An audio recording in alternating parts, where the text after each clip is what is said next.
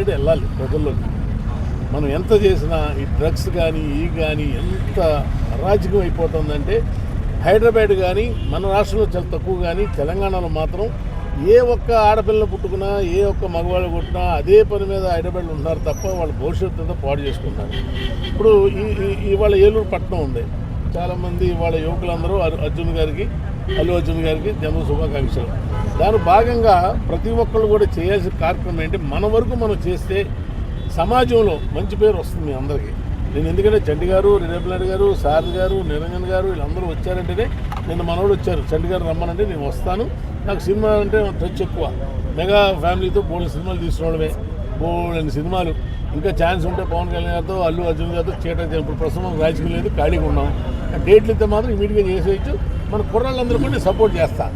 నేను ఎప్పుడు జనసేన ఆయన పవన్ కళ్యాణ్ సినిమా తీస్తే మీకు పాలో వాటా అని చెప్పాను.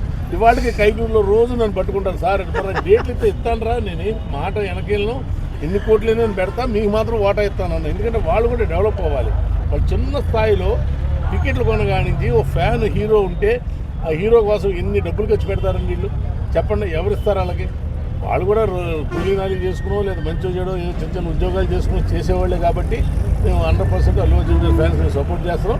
ఇంత మంచి కార్యక్రమం, హెల్మెట్ చాలా ఇంపార్టెంట్. ఇవాళ ఏ ఒక్కరికైనా హెల్మెట్ లేకపోతే ఎంత బాధపడతామో, చిన్న చావు వచ్చినా యాక్సిడెంట్ అయినా కుర్రవాళ్ళు స్పీడ్కి వెళ్తారు, ఆ బైక్స్ కూడా అంత స్పీడ్కి వెళ్తున్నాయి.